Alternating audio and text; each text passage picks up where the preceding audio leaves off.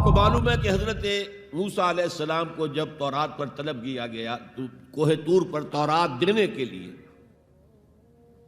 تو پہلے 30 دن کے لیے بلایا تھا، پھر 10 دن کا اور اضافہ کر دیا گیا، 40 دن ہو گئے۔ فَتَمَّتْ مِیقَاتُ رَبِّکَ 40 لیلہ۔ اس اثناء میں پیچھے فتنے میں مبتلا ہو گئے بنی اسرائیل۔ سامری اس نے ایک ڈھونگ رچایا اور ایک بچڑا جو ہے وہ سونے چاندی کا بنایا ہوا بچڑا ڈھال کر کھڑا کر دیا۔ اس میں سے کوئی تھوڑی سی آواز بھی نکلتی تھی، کوئی ایسی ہے کہ ہوا گزرتی تھی تو آواز سے آتی تھی۔ کہا یہ ہے تمہارا الہ۔ یہ تو موسیٰ تو بھول گیا کہاں گیا ہے، کوہ طور کے اوپر کس خدا سے ملنے گیا ہے، خدا تو یہ ہے۔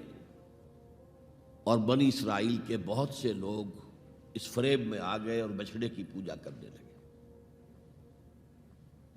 اب جب حضرت موسیٰ آئے، اور آپ کو معلوم ہے حضرت موسیٰ کا مزاج جلالی تھا، وہ پتھر کی تختیاں لے کر آئے تھے کہ جن پر کوہ طور پر اللہ تعالیٰ نے اپنے احکام 10 جو ہیں، دی 10 کمانڈمنٹس مشہور، وہ کندہ کر کے آپ کو دیے تھے، وہ ہاتھ میں لے کر آئے۔ یہاں معلوم ہوا یہ صورت پیش آ گئی ہے۔ فَأَلْقَى الْأَلْوَاحَ، تو وہ تختیاں تو آپ نے زمین پہ ڈالی، اور پھر جو احتساب کیا ہے، پہلے تو اپنے بھائی حضرت ہارون کا، ان کی داڑھی کے بال پکڑے، ان کے سر کے بال پکڑے اور کھینچا اپنی طرف۔ اس نے کہا کہ بھائی مجھے ذلیل نہ کرو لوگوں کے سامنے، میں نے انہیں روکا لیکن یہ تو مجھے قتل کرنے پر تل گئے تھے، اور مجھے اندیشہ یہ ہوا کہ کہیں آپ واپس آ کر یہ نہ کہیں ان فرقت بین بنی اسرائیل، کہ تم نے تو بنی اسرائیل کے درمیان تفرقہ پیدا کر دیا۔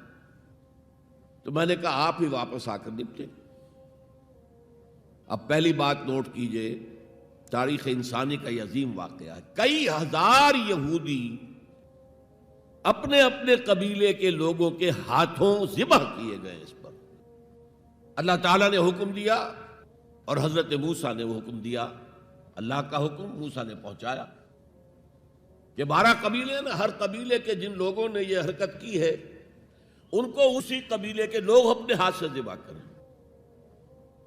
اب یہ بہت بڑی توبہ تھی، بہت بڑی توبہ تھی، بہت بڑی توبہ تھی، اپنے قبیلے کے لوگوں کو قتل کر دینا۔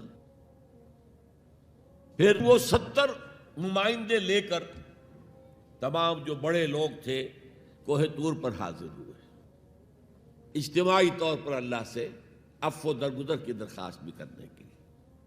وہاں اللہ نے زبردست زلزلہ بھیج دیا، محسوس ہوا اب سب ہلاک ہو جائیں گے۔ حضرت موسیٰ نے کہا پروردگار تو چاہتا تو مجھے اور اس قوم کو پہلے ہی ہلاک کر دیتا، تو ہمیں نکال کر لایا ہے آل فرعون کے پنجوں سے، تو نے ہمیں نجات دی ہے، تو پروردگار ہمارے لیے اپنی رحمت طے کر دے، لکھ دے، فاکتب لنا، ہمارے لیے طے کر دے، لکھ دے اپنی رحمت۔ اس پر فرمایا اللہ نے دیکھو موسیٰ، میری ایک رحمت تو عام ہے، وسعت کل شیء، رحمتی وسعت کل شیء، ہر شے کے ساتھ ہے، اور ایک میری خاص رحمت ہے، وہ میں لکھ دوں گا، طے کر کے رکھ دوں گا، للذین یتبعون الرسول النبی الامی، ان لوگوں کے لیے جو میرے رسول نبی امی پر ایمان لائیں گے اور ان کا اتباع کریں گے۔ یہاں بھی لفظ اتباع آیا، اور اس میں پھر حضور صلی اللہ علیہ وسلم کی کچھ شان بیان ہوئی ہے، بات لمبی ہو جائے گی۔ اور پھر فرمایا یہ گویا کہ اتباع کی تفسیر آ رہی ہے، اتباع کا مطلب کیا ہے؟